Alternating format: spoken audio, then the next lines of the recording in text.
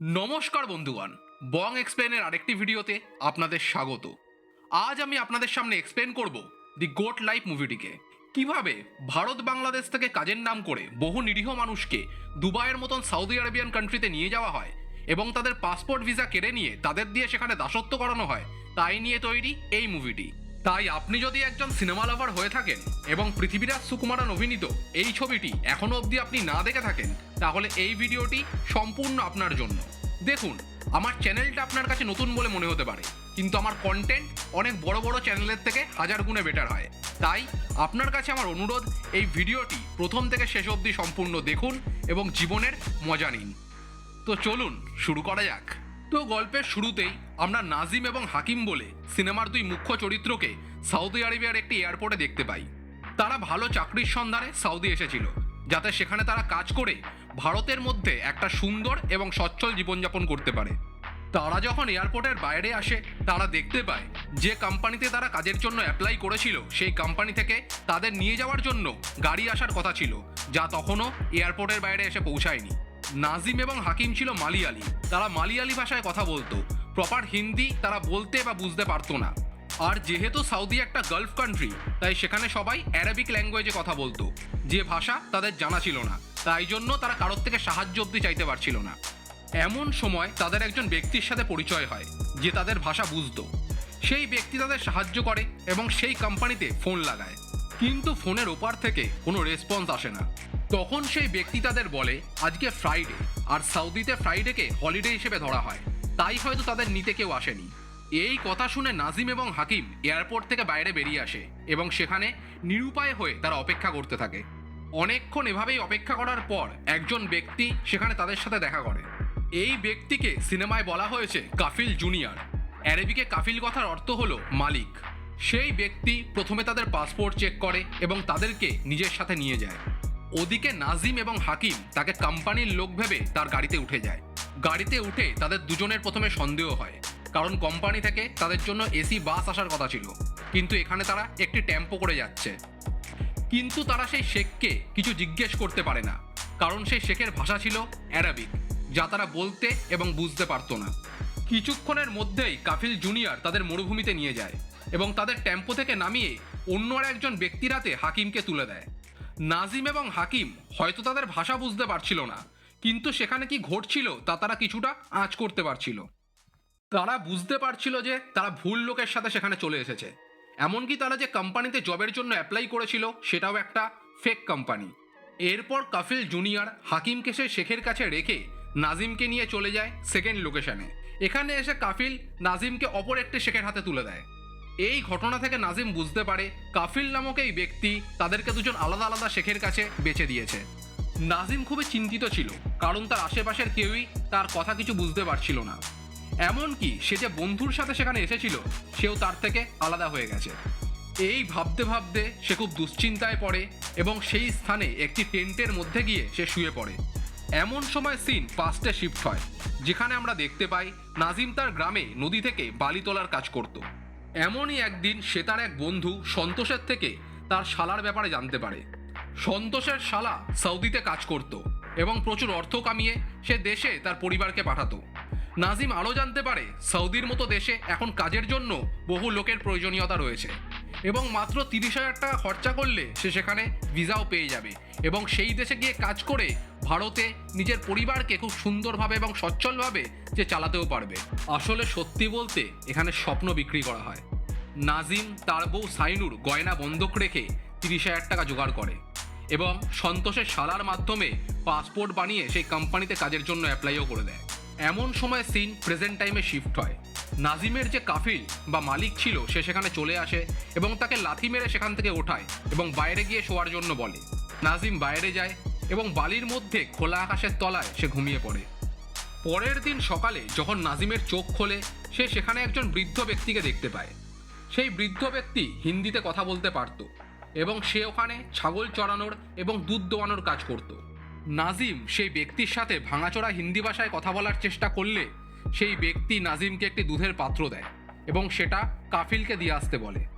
নাজিম তার কথা বুঝতে না পেরে সেই দুধ নিজেই খাওয়া শুরু করে দেয় এবং সেই দেখে বৃদ্ধ ব্যক্তি তাকে বকা দেয় এবং দুধটা কাফিলের কাছে নিয়ে যেতে বলে। এরপর নাজিম কাফিলের টেন্টে গিয়ে কাফিলকে দুধ দেয় এবং তাকে ছেড়ে দেওয়ার জন্য অনেক করে অনুরোধ করতে থাকে। কাফিল তার কথা শোনে না। সে অনেক করে রিকোয়েস্ট করলেও কাফিল তার কথায় পাত্তাই দেয় না। এরপর নাজিমকে আমরা পোড়া রুটি জলে ভিজিয়ে খেতে দেখতে পাই। পরের দিন সকালে আবার সেই বুড়ো লোকটির সাথে নাজিমের দেখা হয়। সেই বুড়ো লোকটাকে সেখান থেকে বেরোনোর রাস্তা সম্পর্কে নাজিম জিজ্ঞেস করতে থাকে, কিন্তু সেই বুড়ো লোকটার কথা শুনে নাজিম বুঝতে পারে সেখান থেকে মেন রোড অনেক দূর এবং সেই বুড়ো ব্যক্তি সেখানে কতদিন ধরে আটকা রয়েছে তা সে নিজেও ভুলে গেছে। এমনকি তার নিজের নাম অবধি তার মনে নেই। বৃদ্ধ ব্যক্তির এই কথা শুনে নাজিম খুবই দুশ্চিন্তায় পড়ে। রাত্রিবেলা বালির ওপর ঘুমানোর পর নাজিমের গ্রামের কথা মনে পড়ে। সেখানে সে তার বউ সাইনুর সাথে কত খুশিই না ছিল। সাইনু অন্তঃসত্ত্বা ছিল, তাই সে সংসার আরও ভালো করে চালানোর জন্য হাকিমের সাথে সৌদি চলে আসে, আর এখানে এসে সে এরমভাবে ভেসে যায়। পরের দিন সকালে নাজিম ঘুম থেকে উঠে সেখানে একটা বালতিতে জল রাখা দেখতে পায় এবং সেই জল দিয়ে সে চান করা শুরু করে দেয়। এমন অবস্থায় কাফিল জুনিয়র সেখানে চলে আসে এবং নাজিমকে মারতে থাকে। সে নাজিমের হাত থেকে জলের বালতি কেড়ে নেয়, কারণ সেখানে জল টাকা দিয়ে কিনতে হতো। এমন অবস্থায় নাজিমের সাথে সেই বুড়ো ব্যক্তির দেখা হয়। সেই নাজিমকে বালি দিয়ে স্নান করতে বলে, যা শুনে নাজিমের খুব জঘন্য লাগে। এমন সময় নাজিম একজন ব্যক্তিকে দেখতে পায় যে একটি জলের ট্যাঙ্কার নিয়ে সেখানে জল ভরতে এসেছিল। নাজিম সেই ব্যক্তিকে তাকে সেখান থেকে নিয়ে যাওয়ার কথা বলতে থাকে, কিন্তু সেই ব্যক্তি তার কথায় পাত্তাই দেয় না। এমন সময় সেখানে কাফিল জুনিয়র একটা বন্দুক নিয়ে চলে আসে এবং সে নাজিমের দিকে তাক করে তাকে মারার জন্য। ঠিক সেই সময় জলের বালতি ভরে যায়, তাই কাফিলের মন জলের দিকে ডাইভার্ট হয়ে যায়, তাই সে বন্দুক দিয়ে নাজিমকে সেবারের জন্য আর মারে না। নাজিম সেখানে মাটির ওপর পড়ে তার দেশের কথা ভাবতে থাকে। সে যে গ্রাম থেকে সেখানে এসেছে, সেখানে চারিদিকে নদী বিল খাল ছিল, জলের কোনো কমতি সেখানে ছিল না। সে নদীতে নেমে মাছ ধরতো, চান করতো, এমনকি তার বউ সাইনুর সাথে প্রেম অবধি করতো।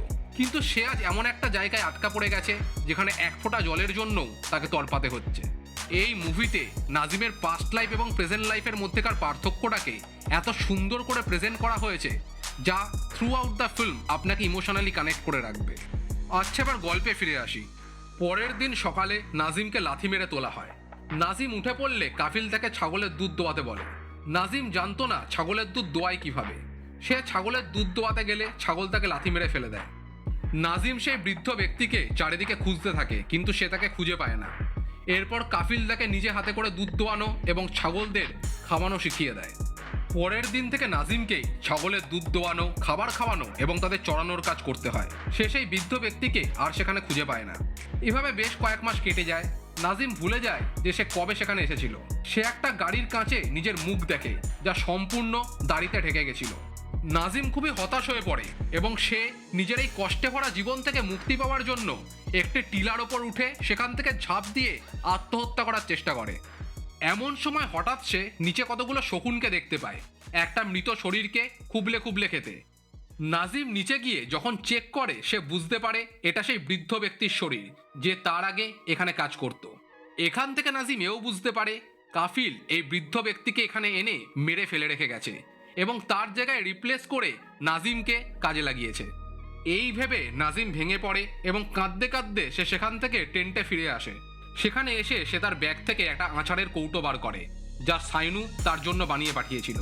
নাজিম সেই আচারের গন্ধ শোকে এবং ঠিক করে যেভাবেই হোক, যত কষ্টই হোক, সেখান থেকে বেরিয়ে তার বউ সন্তানের কাছে ফিরে যাবে। এই ভেবে নাজিম পরের দিন সেখান থেকে পালানোর চেষ্টা করে এবং দৌড়াতে দৌড়াতে সে অনেকটা দূরে চলে যায়। এমন সময় কাফিল জুনিয়রের নজর তার উপর পড়ে। কাফিল তার উঠে চড়ে নাজিমের পেছনে যায় এবং তার পায়ের কাছে গুলি চালাতে থাকে। নাজিম খুবই দুর্বল হয়ে পড়েছিল এবং সেই গুলির জন্য সে খুব ভয়ও পেয়ে গেছিল। তাই নাজিম যখন অসহায় হয়ে মাটির ওপর বসে পড়ে, তখন কাফিল তার কাছে যায় এবং তাকে জিজ্ঞেস করে, তুমি কি বং এক্সপ্লেন চ্যানেলটাকে সাবস্ক্রাইব করেছো? নাজিম বলে, হ্যাঁ করেছি। দেখুন, নাজিম কিন্তু সাবস্ক্রাইব করে দিয়েছে। আপনারা করেছেন তো? না করলে এখনই করে দিন। আর হ্যাঁ, ভিডিওটা পছন্দ হলে লাইক দিতে ভুলবেন না। তো নাজিমের এই কথা শোনার পর কাফিল তাকে বেধড়ক মার মারে এবং মারতে মারতে মারতে মারতে তার একটা পা সে ভেঙে দেয় এবং তাকে টানতে টানতে যেখানে ছাগলগুলো বাঁধা ছিল সেখানে এনে একটা খুঁটির সাথে তাকে বেঁধে দেয়। নাজিমের সাথে সেখানে জানোয়ারের মতো ব্যবহার করা হচ্ছিল এবং একটা সময় তার প্রচণ্ড জল তেষ্টা পায়। তার জন্য সে ছাগলদের জল খাবার জায়গা থেকে তাদের মতো করে চেটে চেটে জল খেতে থাকে। এই দৃশ্য থেকে আমরা এটা বুঝতে পারি যে নাজিমের জীবন সেখানে কোনো পশুর থেকে কম ছিল না। পরবর্তী সিনে আমরা দেখতে পাই অনেকটা সময় অতিবাহিত হয়েছে এবং নাজিমের শারীরিক গঠনের মধ্যে পরিবর্তন এসেছে। সে আগের থেকে অনেক রোগা হয়ে গেছে এবং তার মাথা ভর্তি চুল, মুখ ভর্তি দাড়ি তাকে একটা পৈশাচিক রূপ দিয়েছে। এবং এখান থেকে আমরা এটাও বুঝতে পারি যে সে সময়ের সাথে খাপ খাইয়ে সেখানে সার্ভাইভ করতেও শিখে নিয়েছে। কিন্তু ওই যে কথায় আছে না, অন্ধকার যতই গভীর হোক না কেন, একটা দেশলাইয়ের কাঠিই যথেষ্ট হয় সেটাকে ভেদ করার জন্য। এমনই একদিন সে যখন ছাগল চড়াতে বেরিয়েছিল, হঠাৎ করে মরুভূমির মধ্যে বৃষ্টি শুরু হয়ে যায়। নাজিম নিজেকে বৃষ্টির হাত থেকে বাঁচাতে একটি টিলার তলায় গিয়ে দাঁড়িয়ে পড়ে। বৃষ্টি কমে যাওয়ার পর নাজিম যখন সেখান থেকে বেরিয়ে আবার বালির রাস্তা ধরে, তখন সে একটি গান শুনতে পায়। এই গানটা তার খুবই পরিচিত ছিল। নাজিম সেই গানটা কোথা থেকে আসছে সেটা জানার জন্য শব্দের দিক অনুসরণ করে সেদিকে এগিয়ে যায়। এমন সময় তার দেখা হয়ে যায় তার বন্ধু হাকিমের সাথে। হাকিমের অবস্থাও নাজিমের মতো শোচনীয় ছিল এবং সেও একজন কাফিলের গুলাম ছিল। এতদিন বাদে দেখা হওয়ার পর দুই বন্ধু একে অপরকে জড়িয়ে ধরে এবং চিৎকার করে কাঁদতে থাকে এবং তারা আফসোস করতে থাকে এই পরিস্থিতির জন্য। ঠিক এমন সময় হাকিমের কাফিল সেখানে চলে আসে এবং হাকিমকে মারতে মারতে সেখান দিয়ে নিয়ে যায়। নাজিম তার সাথে অনেক কথা বলার চেষ্টা করলেও তাকে বাধ্য হয়ে ওখান থেকে নিজের তাঁবুতে ফিরে যেতে হয়। এরপর আরো বেশ কিছুদিন কেটে যায়। হঠাৎ একদিন নাজিমের কাছে আমরা হাকিমের পাঠানো একটা চিঠি দেখতে পাই। সেই চিঠিতে হাকিম বলে সেখান থেকে কিভাবে বেরোতে হবে সেই রাস্তা হাকিম পেয়ে গেছে। আসলে হাকিমের সাথে একজন লোক আছে, সেও তার মতো কৃতদাস। সেই ব্যক্তি বহুদিন ধরে সেখানে আছে এবং সে সেখান থেকে কি করে পালাতে হবে সেই রাস্তাও জানে। এই চিঠিটা পাওয়ার পর নাজিম আবার সেই স্থানে যায় এবং হাকিমের সাথে দেখা করে। সেদিন হাকিম তার সাথে আরেকজন ব্যক্তিকে সেখানে এনেছিল, যার নাম ছিল ইব্রাহিম কাদরি। সে ছিল একজন আফ্রিকান ব্যক্তি এবং সেও তাদেরই মতো সেখানে কৃতদাস ছিল। ইব্রাহিম তাদের বলে সেখান থেকে পালানোর রাস্তা তার জানা আছে এবং তার কাছে খবর আছে কিছুদিনের মধ্যেই তাদের কাফিলের ছেলের বিয়ে হবে এবং সেই বিয়েতে সকল কাফিলরা অংশগ্রহণ করবে, ফলে কৃতদাসদের পাহারা দেওয়ার জন্য সেখানে কেউ থাকবে না। সেই দিনটাই একমাত্র সুযোগ সেখান থেকে পালানোর জন্য। আসলে নাজিমকে খুব কম খেতে দেওয়া হতো, যেটুকু খাবার খেয়ে সে শুধুমাত্র বেঁচে থাকতে পারে। তাই জন্য সে আগের থেকে প্রচুর পরিমাণ রোগা হয়ে গেছিল, তাই তার প্যান্ট এবং বেল্ট কোনোটাই তার কোমরে হচ্ছিল না। নাজিম একটা দড়ি জোগাড় করে এবং সেটা দিয়ে সে তার প্যান্টটাকে শক্ত করে বাঁধে। এরপর নাজিম হাকিমের সাথে সেখান থেকে বেরিয়ে পড়ে। তারা তিনজনই খুবই আনন্দিত ছিল এবং তারা সারা রাত চলতে থাকে। পথে চলতে চলতে তাদের খুব জল তেষ্টা পায়। এমন সময় ইব্রাহিম কিছুটা দূরে গিয়ে একটা কাফিলের টেন্ট দেখতে পায়। সে ওই টেন্টে জল আনতে গেলে সেখানকার কাফিলের নজর তার উপর পড়ে। সেই কাফিল ইব্রাহিমের ওপর গুলি চালাতে থাকে। ইব্রাহিম কোনো মতে সেখান থেকে জীবন বাঁচিয়ে পালায়। তারা তিনজনই এভাবে চলতে থাকে এবং চলতে চলতে বালির মধ্যে তারা ঘুমিয়ে পড়ে। সকালে ঘুম থেকে উঠে তারা যখন আবার হাঁটা শুরু করে, তখন তারা বুঝতে পারে যে তারা রাস্তা হারিয়ে ফেলেছে। কাল রাত্রে সেখান থেকে জীবন বাঁচিয়ে পালানোর জন্য তারা ভুল পথে চলে এসেছে। ইব্রাহিম নিজেও জানে না সেখান থেকে বেরোবে কি করে। তাদের সামনে ছিল ধুধু মরুভূমি, যেখান থেকে বেরোনোর রাস্তা তাদের জানা ছিল না। হাকিমের পরিস্থিতি খুবই খারাপ হয়ে যায়। সে চোখের সামনে প্রচুর জল এবং উট দেখতে পায়। সেখানে দৌড়ে গেলে সে বুঝতে পারে সেখানে আদৌ কিছু নেই। সে এক মিছে মরীচিকার পেছনে দৌড়াচ্ছে। তারা মরুভূমির মধ্যে চলতে চলতে যখন ভগবানকে ডাকতে থাকে, তখন মরুভূমির মধ্যে থেকে বেশ কিছু সাহারান ভাইপার সেখানে বেরিয়ে আসে। সাহারান ভাইপারকে পৃথিবীর সব থেকে বিষধর সাপের তালিকায় ধরা হয়। ইব্রাহিম এবং হাকিম সেখান থেকে যেন তেন প্রকারে বেরিয়ে এলেও নাজিম সেখানে ফেসে গেছিল। ইব্রাহিম তাকে নড়াচড়া না করে সেখানে একভাবে দাঁড়িয়ে থাকতে বলে।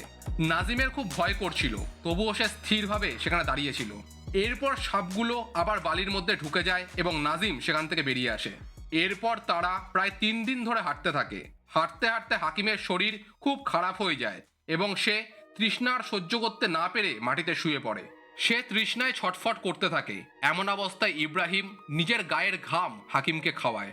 হাকিমের অবস্থা এতটাই খারাপ হয়ে গেছিল যে তার এখান থেকে বেরোনোর থেকেও বেশি তার সেই পুরনো দাসের জীবনই অনেক বেশি প্রিয় বলে মনে হচ্ছিল। হাকিমের অবস্থা এতটাই খারাপ হয়ে গেছিল যে সে আবার সামনে মরীচিকা দেখতে পায়। সে দূরে বড় বড় বিল্ডিং এবং অনেক খাবার দেখতে পায়। হাকিম নিচে বসে পড়ে এবং খাবার ভেবে তাক তাক বালি তুলে খেতে থাকে। নাজিম তাকে আটকানোর চেষ্টা করলেও সে তার কথা শোনে না। এভাবে তাক তাক বালি খাওয়ার ফলে হাকিমের মুখ দিয়ে রক্ত বেরিয়ে আসে এবং রক্তবমি হওয়ার ফলে সে মারা যায়। নাজিমের দৃশ্য দেখে কান্নায় ভেঙে পড়ে এবং সেও এখান থেকে বেরোনোর আশা ছেড়ে দেয়। এমন সময় সেখানে বালিঝড় শুরু হয়ে যায়। ইব্রাহিম কোনো মতে নাজিমকে সেখান থেকে বার করে আনে এবং হাকিমের দেহ সেই ঝড়ের ফলে বালির তলাতেই চাপা পড়ে যায়। এরপর নাজিম এবং ইব্রাহিম সেখান থেকে যাত্রা শুরু করে। নাজিমের অবস্থা খুবই খারাপ হয়ে যায়, তার পায়ে বড় বড় ফোসকা পড়ে যায়। ইব্রাহিম নিজের জুতো খুলে নাজিমকে দেয়, তারপর তারা আবার এগোতে থাকে।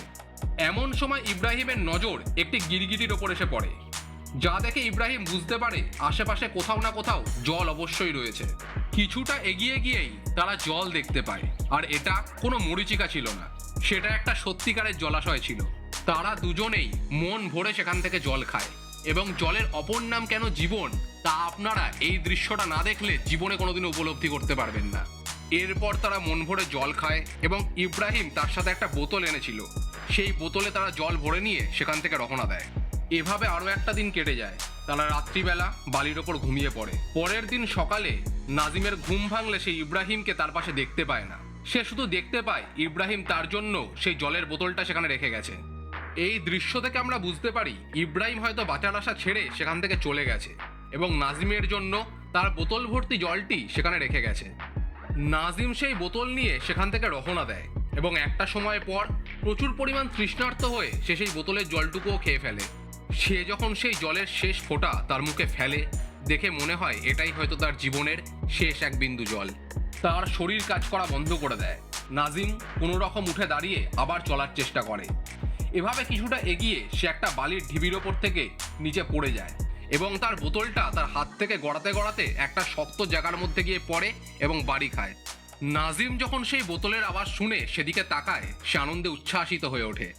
নাজিম দেখতে পায় তার সেই বোতলটা একটা পাকা রাস্তার ওপর গিয়ে পড়েছে। এই দৃশ্যটি সিনেমার এমনই একটি দৃশ্য যা দেখলে আপনারও মনে হবে আপনি হয়তো প্রথমবার জীবনের রাস্তা খুঁজে পেয়েছেন। এই সিনেমায় পৃথিবীরাজ সুকুমারনের অভিনয় এতটাই জ্যান্ত যে আপনি কোনোভাবেই নিজের চোখের জল আটকে রাখতে পারবেন না। এবং আমার এমনটাও মনে হয় যে এই সিনেমায় তার পারফরমেন্স তার জীবনের সব থেকে সেরা পারফরমেন্সগুলোর মধ্যে একটা। এরপর নাজিম সেই রাস্তার ওপর গিয়ে দাঁড়ায়। সে একটা ট্রাককে তার দিকে আসতে দেখতে পায়। নাজিম সেই ট্রাকটিকে হাত দেখালে সেই ট্রাকটা তার জন্য দাঁড়ায় না। এর ফলে নাজিম হতাশ হয়ে রাস্তার ওপর বসে পড়ে। বেশ কিছুটা সময় এভাবেই কাটার পর নাজিম আরেকটি গাড়িকে তার দিকে আসতে দেখতে পায়। এই গাড়িটি ছিল একটি রোলস রয়েস, যা একজন শেখ চালাচ্ছিলেন। সেই শেখ নাজিমকে গাড়িতে তুলে নেয় এবং তাকে নিয়ে রওনা দেয় অ্যাম্বাসির দিকে। নাজিম অ্যাম্বাসি পৌঁছে তার বউ সাইনুকে ফোন করে, এবং সে জানতে পারে তার ছেলে হয়েছে। নাজিম সৌদি চলে আসার পর সাইনু অনেক কষ্ট করে নিজের সংসার চালিয়েছে, এবং এই ঘটনার প্রায় 4 বছর কেটে গেছে। নাজিম তার কথা শোনার পর কান্নায় ভেঙে পড়ে, তবে এই কান্না কোনোভাবেই কষ্টের কান্না ছিল না, ইহা ছিল আনন্দের কান্না। এরপর আমরা দেখতে পাই যে সৌদির গভর্নমেন্ট নাজিমকে অন্যান্য ইমিগ্রেন্টদের সাথে ইন্ডিয়াতে পাঠিয়ে দেয়, এবং সে ইন্ডিয়াতে এসে তার বউ বাচ্চার সাথে দেখা করে, এবং সিনেমাটি এখানেই শেষ হয়ে যায়।